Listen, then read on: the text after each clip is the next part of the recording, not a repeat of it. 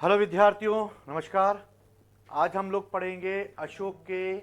धर्म प्रचारक कहाँ कहाँ भारत में भेजे गए और धर्म प्रचारकों के द्वारा उसने किस तरीके से बौद्ध धर्म का प्रचार किया और बौद्ध धर्म के प्रचार के साथ साथ उसने किस तरीके से जो है अपने धर्म का भी प्रचार किया। अशोक की अगर बात की जाए तो अशोक ने अपने धर्म के प्रचार के लिए जो सबसे महत्वपूर्ण उसने अभिलेखों का सहारा लिया और इस तरह अशोक के 8 से लेकर 29 वर्ष तक का इतिहास हमें उसके अभिलेखों के माध्यम से ही पता चलता है। लेकिन अशोक ने इसके लिए जगह जगह पर अपने जो है धर्म प्रचारक भेजे। जैसे उसने मध्यम नामक व्यक्ति को हिमालय भेजा,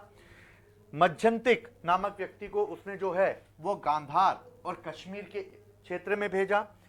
धर्म रक्षित को उसने पश्चिम भारत में प्रचार के लिए भेजा। इसके तहत महारक्षित यानी कि उसने विदेशों में भी अपने दूत भेजे यानी धर्म प्रचारक भेजे जो यूनान यानी गिस्र तक गए, जिसे यमन देश के नाम से जाना जाता था, और यहां पर उसने महारक्षित नामक व्यक्ति को भेजा।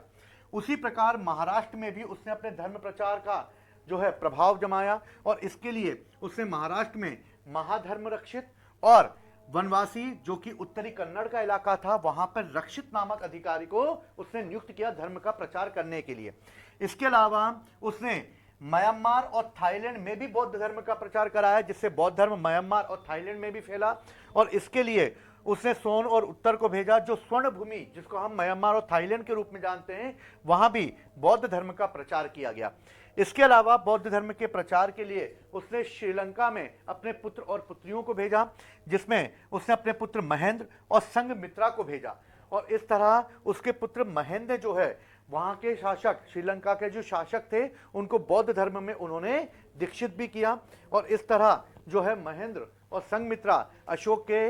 पुत्र और पुत्री थे जो कि धर्म प्रचार के लिए यानी बौद्ध धर्म के प्रचार के लिए और अशोक की जो धर्म है उस नीति को बताने के लिए वो श्रीलंका गए और इस तरह अशोक ने पूरे भारत और विदेशों में अपने बौद्ध धर्म और यानी कि उसके द्वारा जो अपनाया गया धर्म था और अपनी धर्म नीति का प्रचार उसने अलग अलग क्षेत्रों में किया। और इससे क्वेश्चन आते हैं लगातार, बच्चे क्वेश्चन गलत करते हैं, इसलिए आज मैंने इन चीज़ों को बना के आपके सामने प्रस्तुत किया है।